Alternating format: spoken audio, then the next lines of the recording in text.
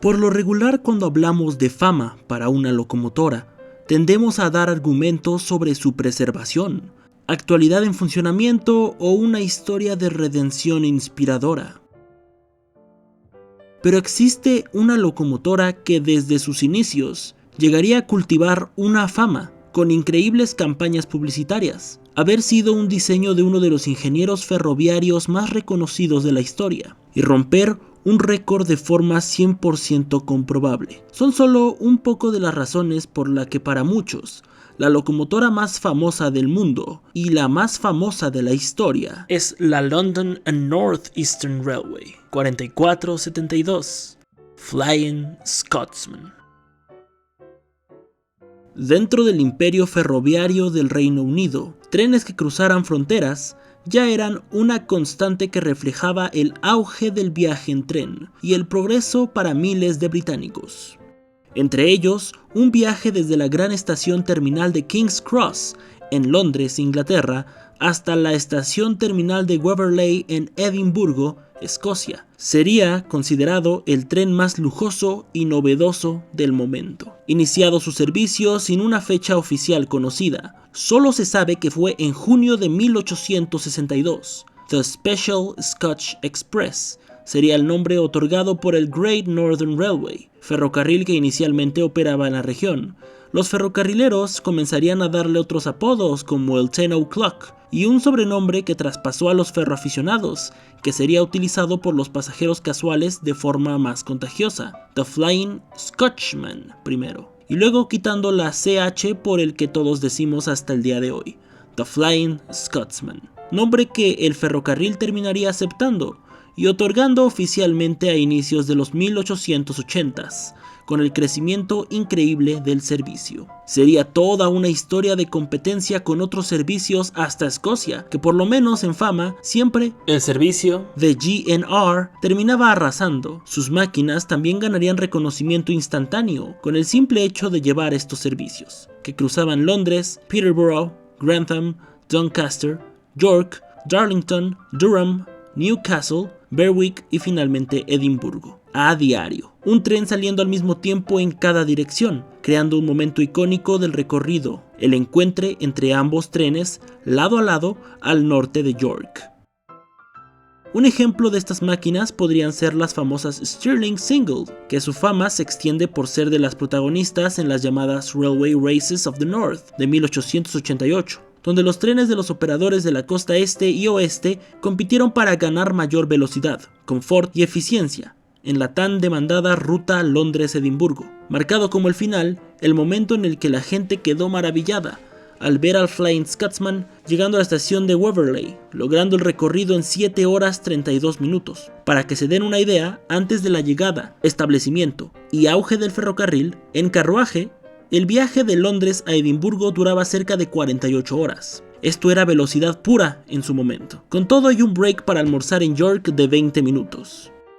También el resto de operadores no les fue terrible con el perder las carreras del norte, por lo que hasta orillarían a hacer otras carreras ahora en dirección a Aberdeen en 1895. Pero esa es otra historia. El ferrocarril para finales del siglo XIX agregó vagones de segunda y tercera clase al servicio de pasajeros, acercando a más personas al folclore del Flying Scotsman. Aunque eso no evitaría que la demanda fuera abrumadora, por lo que tendrían que generar trenes de respaldo en minutos de desfase del verdadero tren de las 10, para poder satisfacer a todas las personas que usaban la ruta anglo-escocesa. Un experimentado ingeniero, luego nombrado Sir Nigel Grizzly, llegó a ser el ingeniero mecánico en jefe del Great Northern desde 1911 y estaba tratando de pulir un diseño de locomotora de configuración de ruedas Pacific 462 que pudiera llevar sin problemas los servicios que las clase IVAD Atlantic estaban comenzando a sufrir. Se dice que tomaría inspiración de muchos lados hasta finalmente llegar a su tan ansiada creación y construiría sus primeros ejemplares, la número 1470 Great Northern y la 1471 Sir Frederick Banbury en 1922, saliendo de la planta de Doncaster para inspecciones y luego servicio regular. El diseño tenía ruedas motrices de 80 pulgadas de diámetro, acompañadas de 2 cilindros de alta presión de 20 por 26 pulgadas de diámetro, presión de boiler de 180 psi, un peso de 93.4 toneladas de solo la máquina y los tenders que podrían variar en toda su historia, pero el estándar tendría un peso de 57.2 toneladas y una capacidad de 6.000 galones imperiales de agua y 8 toneladas largas de carbón, 29.835 libras de fuerza tractiva, un largo de 21.46 metros y un alto de 4 metros. Poco tiempo después ordenarían 10 máquinas más. Una de estas, Pacific, costaba 7.944 libras esterlinas por orden, y para inicios del siguiente año llegarían de la 1472 a la 1481. Dentro de estas máquinas, la primera es nuestra protagonista, siendo 1472 su primer número conocido, número serial de taller 1564, y se encendería por primera vez un día como hoy, que se está estrenando este video, un 24 de febrero de 1923, marcándose su cumpleaños en este día. Aunque igual 1923 sucedería un gran cambio, con los trabajos de fusión donde todos los ferrocarriles británicos se unirían entre ellos para generar los famosos Big Four Railways: Southern Railway, Great Western Railway, London, Midland and Scottish Railway y finalmente London and Northeastern Railway. En este último entraría la fusión y fin del Great Northern Railway. Ahora, el famosísimo servicio quedaría a cargo de LNER. Nigel Gresley quedaría como el ingeniero en jefe de todo el nuevo sistema y establecería su diseño de Pacific como el estándar de todos los servicios express, nombrándolas como la clase A1, haciendo pruebas comparativas con las Pacific del Northeastern, diseñadas por Vincent Raven, asignadas como las A2, ganando el diseño de Gresley, todas las inspecciones y pruebas, así que se mandaron a construir más máquinas a Doncaster y al North British Locomotive Company. Entre 1923 y 1925 se llegaría a la cifra de 51 máquinas de esta clase construidas. Nuestra protagonista muy poco tiempo portaría el 1472, para rápidamente ser renumerada como la 4472 de LNER, siendo oficialmente la primera máquina que se entregó al reciente formado Gran Ferrocarril de Londres y Noreste. Y sería hasta un año después de debutar en los rieles, febrero de 1924, que se le dio el apodo de Flying Scotsman, en honor al servicio express más famoso que tenía la empresa, para ir a representar a LNER en la British Empire Exhibition de ese año, siendo la pieza más llamativa de lejos. Y LNER comenzó a explotar la belleza elegante de la locomotora para hacer mercancía y publicidad, ya no solo al servicio express, sino a la locomotora misma, volviéndola el estandarte del London and Northeastern. En solo ese sábado de la exposición se vendieron 1800 postales y 400 modelos a escala de la locomotora.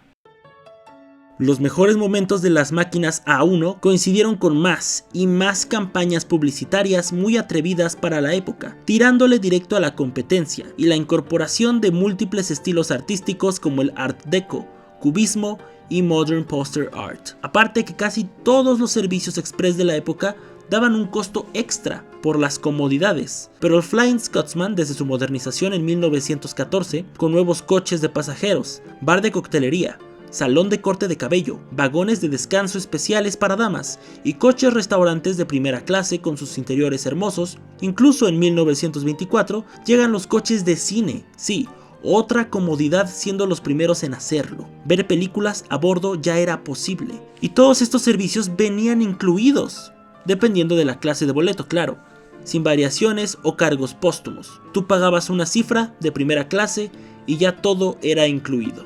Eso se mantuvo con el paso del tiempo, sin complicaciones, haciendo que en ese mismo año de 1924 un periódico popularizara un encabezado que decía "Traveling Deluxe with no extra charge". LNER estaba consiguiendo intencional y no intencionalmente una imagen increíble entre todas las opciones de trenes de largas distancias, continuando con más alucinantes pósters publicitarios, siempre con la 4472 de modelo principal en cada uno de ellos. Y no hablamos de pinturas que también retrataban los paisajes y escenarios de viajar en este hermoso servicio. Los Juegos Olímpicos de 1924 en París dio otro golpe de suerte a la marca, cuando el atleta Eric Liddell, tras ganar el oro en 400 metros lisos, se le apodaría Flying Scotsman, siguiendo su establecimiento en la cultura popular. Por más que había rivalidad con las tres empresas ferroviarias casi por igual, como podemos ver aquí tirándole directamente a Southern Railway, pero el clásico sin duda estaba siendo LNER versus GWR. Y esto llegó al punto de hacer pruebas de confiabilidad y consumo de agua y carbón para ver quién tenía a las mejores locomotoras de servicio express, mandando a sus representantes el diseño de London Northeastern A1 de Nigel Gresley, representado por la 4474 Victor Wilde. Y del lado del Great Western llega el diseño de Charles Collett, la tipo 460 clase 4073 o clase Castle, representada por la máquina número 4079 Pendennis Castle, en las llamadas 1925 Exchange Performance Trials, donde las dos máquinas se intercambiaron al ferrocarril contrincante en el mes de abril, mientras que la Pacific 4474 se vio con complicaciones al completar los servicios en competencia con la 4074 Caldecott Castle entre Paddington y Plymouth.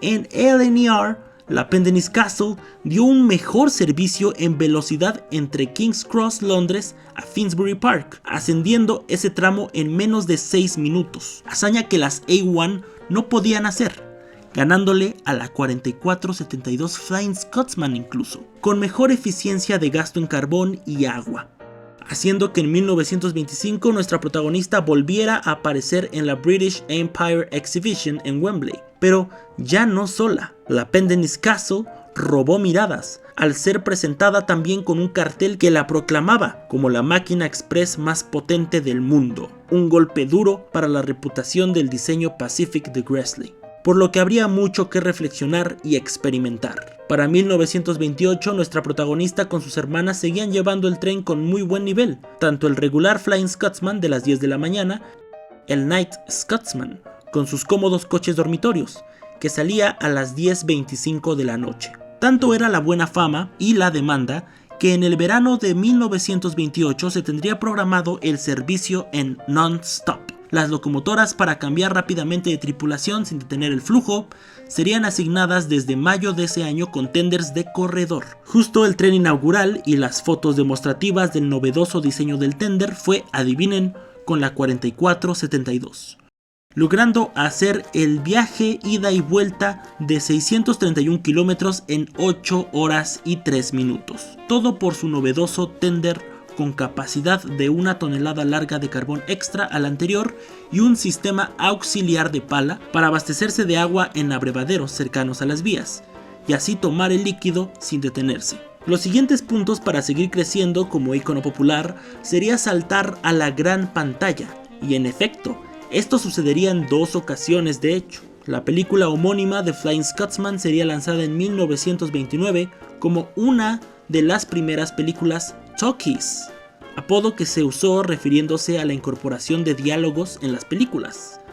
Así que esta máquina fue de las primeras estrellas del cine no mudo, y la segunda ocasión sería en la película de Alfred Hitchcock, The 39 Steps, estrenada en 1935. Pero en un 30 de noviembre de 1934 fue tal vez uno de los más importantes hitos, no solo para el servicio sino para la locomotora 4472, cuando fue la primera locomotora en oficialmente alcanzar las 100 millas por hora, o sea, 160 kilómetros por hora, ya que el supuesto récord de la City of Truro en 1904 fue por tiempos de recorrido entre postes de señalamientos y relojes de mano, siendo cálculos algo imprecisos. Se dice que realmente habría alcanzado 99 millas, más o menos. El caso es que Flying Scotsman lo hizo con las regulaciones oficiales, que era un vagón dinamómetro a bordo, que entre Leeds y Londres marcó que se llegó a superar tal cifra.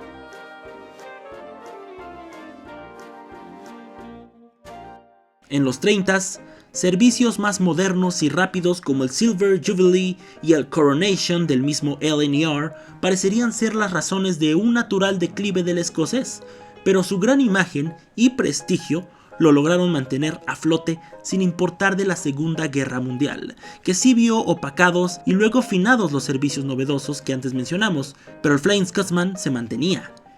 aunque en 1935 las nuevas clase Pacific A4 aerodinámicas de Nigel Gresley llegarían a cambiar el juego para todos los servicios express del sistema ferroviario de la costa este, haciendo que nuestra protagonista y sus hermanas fueran relegadas a servicios de menor categoría en la línea principal.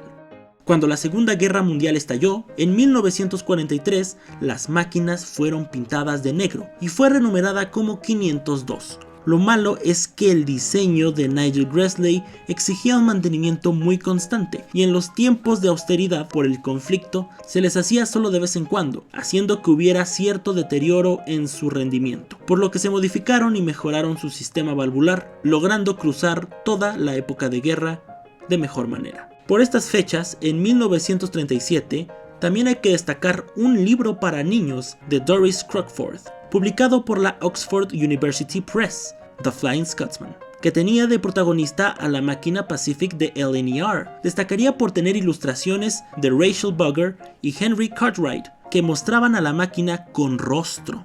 ¿A qué le suena?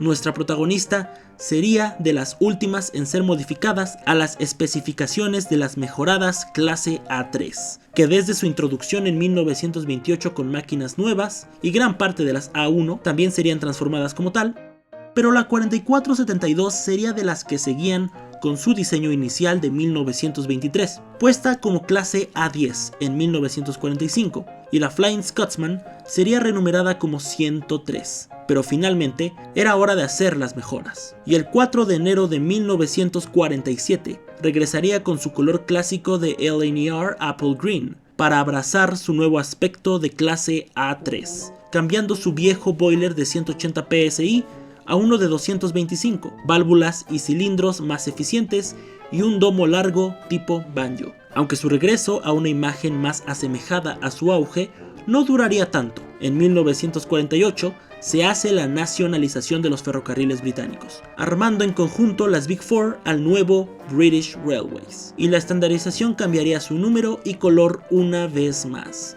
pasando a ser la 60-103, y los colores primero Express Passenger Blue y a mediados de los 50 tomaría el Brunswick Green, y era vista en su nueva base de operaciones en Leicester, llevando trenes hacia London, Marylebone, London St. Pancras, Sheffield y Manchester. En 1950, George Scott Wood lanzaría una composición musical dedicada al famoso tren, la presentaría con su acordeón y sería transcrita para piano. Ha sido regrabada múltiples veces, ganando más popularidad con el tiempo. Hasta 1953 volvería a rodar por las vías principales de la costa este, trabajando de Grantham a London's King's Cross, y para 1958 la locomotora experimentaría pruebas con una chimenea Double Keelchap para economizar su consumo y mejorar su eficiencia. Pero generaría un nuevo problema con el humo. La vista de la tripulación se vería desmejorada. Afortunadamente en 1961 se le añadirían unos elegantes deflectores tipo alemán que ayudaron bastante. La máquina seguía maravillando a los londinenses al ser una pieza del pasado andante, pero la dieselización era más que una realidad. Ya estaba totalmente ejercida en British Rails, con las diésel tomando hasta incluso el mismo Flying Scotsman, y los rumores de que la máquina estaba a nada de ser puesta en la fila de la chatarra encendió movilizaciones de ferroaficionados, surgiendo el Gresley A3 Preservation Society, que trataría de conseguir 3.000 libras esterlinas para comprarla, pero fallarían. Afortunadamente, un gran personaje en esta historia aparece, Alan Pegler, un hombre de negocios que de niño recuerda ver a la hermosa locomotora en la British Empire Exhibition. En 1961, él habría obtenido ganancias por sus acciones en la Northern Rubber Company y pudo juntar el dinero para llegar a la cifra que pedía el ferrocarril y adquirir la máquina, siendo 3.500 libras esterlinas, el equivalente a 92.573 libras esterlinas de hoy en día. El 14 de enero de 1963, a 3 semanas de cumplir 40 años de servicio y más de 2.08 millones de millas recorridas, se dio el último recorrido de servicio regular de British Railways para la 60-103, de King's Cross a Leeds, partiendo a las 13 horas con 15 minutos, con bastante cobertura mediática y rostros llenos de nostalgia, al verla partir, tras completar su viaje, a los talleres de Doncaster, para no verse nunca más. Nunca más rugiría por la costa este del Reino Unido. El escocés volador legalmente tenía que detenerse para siempre. Aunque con el apoyo del primer ministro Harold Wilson, la compra de Alan Pegler era una realidad. Y no solo eso, fue casi inmediato su regreso a la línea principal. Se le volvería a arreglar para verse lo más parecido a su versión del London and North Eastern Railway. Y muchas más aventuras le esperarían a la una vez más 4472 The Flying Scotsman. Desde más apariciones y establecimiento en la cultura popular hasta casi quedarse atrapada del otro lado del mundo. Pero eso lo veremos en la segunda parte. Manténganse atentos. Y bueno, hermanitos, este fue el video del día de hoy. Febrero de 2026 está siendo uno de los meses más interesantes en la historia de todo el canal. Tal vez he lanzado 3 posibles candidatos a ser de mis videos favoritos. Y pues lo prometí, para el cumpleaños de la locomotora por lo menos sacaría la primera parte de estos documentales, que tal vez dé para 2 o 3 partes, así que estén pendientes. En un par de meses viene la segunda parte de la historia del Flying Scotsman, ahora en la época del preservacionismo, y un poquito de sus primeros tours fuera del Reino Unido. Va a estar muy interesante, pero por lo mientras aquí la dejo. Muchísimas gracias por ver, no olviden darle al like, compartir, suscribirse. Yo fui Gerardo Domínguez, esto fue La Carbonera 3038. Hasta la próxima, adiós.